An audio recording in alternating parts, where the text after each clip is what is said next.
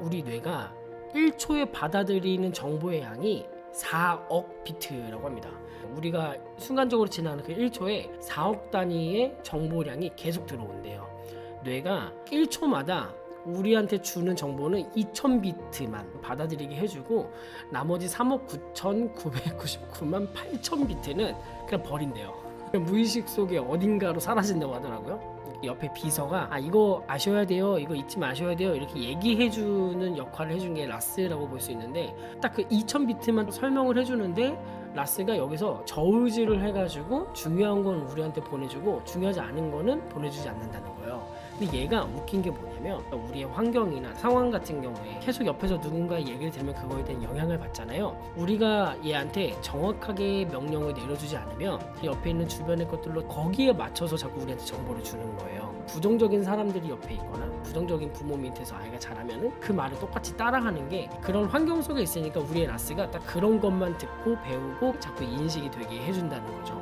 우리가 명령을 내려가지고 움직이려고 하지 않으면 계속 그런 정보들만 자꾸 따로 가져와가지고 강화시킨다는 얘기를 하는 거거든요. 그래서 얘를 우리 편으로 만들 수 있느냐 없느냐가 성공하는데 판가름이 나는 중요한 요소다라고 얘기를 하시는 거예요. 이 라스의 특징이 뭐냐, GPS처럼 목표와 목적이 수립이 되면 연결된 것들을 알아서 선별한다는 거예요. 우리가 차를 운전할 때 내비게이션에 어떤 딱 목적지를 입력하면 그것만 따라가면 되지, 실제로 어느 도로를 타고 어떻게 가야 되는지는 우리가 기억하지 않지 않냐. 우리 뇌에 있는 라스가 그런 역할을 한다는 거예요. 우리는 좀 이해가 안 될 수 있거든요. 내 라스에다가 나는 스마트 스토어를 열어가지고 물건을 많이 팔아서 부자가 될 거야 이렇게 목표를 설정했다고 해서 얘가 기술을 배워오는 게 아니잖아요. 얘가 갑자기 없던 기술을 만들어내고 없던 상품을 내 눈앞에 만들어내고 이런 게 아니잖아요. 근데 이 사람이 말하는 건 뭐냐면, 내가 뇌에다가 그렇게 목표를 분명하게 딱 설정을 해 놓으면 우리 주변에 있는 수많은 정보들 중에서 1초에 4억 단위로 들어오는 그 정보들 중에서 내가 스마트 스토어 물건을 팔겠다, 내가 성공하겠다, 맞는 것들을 계속해서 찾기 시작한다는 거죠. 레이더를 돌려서 그거에 맞는 정보가 딱 나오면은 내 뇌가 그걸 보게 된다는 거예요. 내가 어떤 게 자주 보인다 라고 하는 거는 내 라스가 그렇게 설정이 되어 있는 거다. 그래서 라스를 내 편으로 만들려면은 라스에 내 목표를 명확하게 인식시켜 줄 필요가 있는데, 계속 내 뇌에 그런 목표를 가지고 있어 라고만 해주면 알아서 그 정보들을 주변을 보는 것들 중에서 선별해낸다. 추적 미사일처럼 주위에 불필요한 정보는 모두 걸러내고 유익한 정보만 취한다. 목표를 향해 가는 정보를 수집하기도 하고 그거와 관련이 없는 정보들을 버리게 만드는 역할을 해준다는 거예요. 학자들은 라스가 개인의 신념 체계를 제어하기 때문에 자신이 믿고 싶은 정보를 계속 선별해서 그것을 강화시킨다고 얘기해요.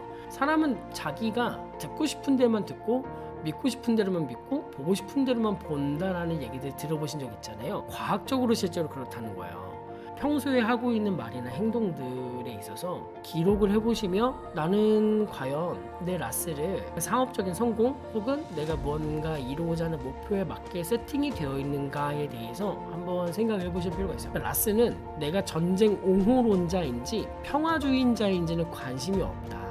내 마음을 지배하는 생각이나 믿음에 부합하는 패턴들만 쏙쏙 뽑아다가 바칠 뿐이다. 우리가 당신에게 부정적인 생각을 접고 긍정적인 생각에 집중하라고 말하는 것은 바로 이런 이유에서다 라고 얘기를 하십니다. 내가 라스를 긍정적으로 세팅하는 것과 부정적으로 세팅하는 것 중에서 어느 쪽으로 세팅하는 것이 나의 발전에 유익한지는 사실 분명하잖아요. 대부분 사람들은, 긍정적인 사람들은 원래부터 긍정적이었을 거라 생각을 하는데, 사실 그 사람들도 실제로는 부정적으로도 보고 이야기할 수 있는데 그런 선택지에서 선택을 한 것뿐이라는 거예요. 그래서 긍정적으로 얘기하시는 분들이 본인의 인생에 그런 일들을 겪지 않았었던 게 아니라 본인도 되게 힘든 일이 있었지만 그렇게 얘기하시는 거다. 삶의 모토가 되는 멘트 중에 하나가 처칠 수상의 Never Never Never Give Up이라는 그 문장이 제가 어렸을 때 알게 됐거든요. 처칠 수상이 사실 수상이니까 어떻게 보면 정치적으로는 끝판왕인 거잖아요. 이 사람이 어느 졸업식에서 연설을 하는 상황이었는데 그 문장을 얘기하고 내려오셨대요. 근데 그래서 사람들이 되게 많이 감동을 받았다라고 여기까지만 아시잖아요. 근데 제가 아는 거는 뭐냐면, 제가 만약에 찾아봤을 때 아는 건 뭐냐면, 그분이 말에 장애가 있으세요. 근데 그거를 극복하고 정치인으로 끝판왕을 찍으신 거예요. 그래서 사람들이 그 얘기를 들었을 때, 야, 그래, 포기하지 않고 가야 뭔가 내가 이룰 수 있는 부분들이 있나 보구나라고 사람들이 감동을 받은 거거든요. 내가 인생에 굴곡이 많았지만 내 인생을 불행하다라고 평가를 할지, 아니면 그럼에도 불구하고 내 남은 인생 나는 행복하게 살았다라고 말할 수 있는 인생으로 개척해 나가고 그런 식으로만 볼지 결정하신 걸 겁니다. 여러분들 인생이 쉽지 않으시겠죠. 일주일에도 몇 번씩 창업하고 나서 좀 쉽지 않다, 사업하는 거 어렵다, 막 이런 얘기들 종종 들려오거든요. 제가 그런 얘기 들으면 되게 공감이 많이 돼요. 제가 거기다 대고 그래 대표님 저도 정말 하기 싫네요. 정말 다 때려치고 싶어요. 그래 다 그만두죠. 우리 인생 망했어요. 우리 이번 인생 망했네요. 그냥 이렇게 살다 죽죠. 이렇게 얘기하면 여러분들이 참 동기부여가 되시겠습니다. 아니잖아요. 제가 그런 생각에 막 엄청 동의하는 것도 아니지만 공감을 해요. 왜냐면 저도 그런 부분들의 삶이 있었고 그렇게 느낄 때가 있었기 때문에 공감이 엄청 되거든요. 근데 저는 이제 그런 얘기를 저한테 하시면, 저는 어쨌든 이제 저한테 사업을 배우신 분들이 거의 여기 계시니까 힘을 들여야 되는 입장이라고 생각을 하고 항상 기운 내시라고 얘기를 드리죠. 그래서 여러분들은 잘 모르시겠지만 컨설팅 받은 대표님들이나 아니면 이제 수강생분들 아니면 멘티분들이랑 상담을 하게 된다. 제가 전화 통화를 하거나 얼굴을 보는 상황이다 그러면 제가 한 1시간, 2시간 이렇게 상담하잖아요. 저 그러면 잡니다. 그러니까 여러분들이 피곤하게 하신다는 게 아니라 제가 그렇게 에너지를 드리려고 되게 텐션을 높게 잡아가지고 막 진짜 괜찮다고 힘내시라고 하는 거거든요.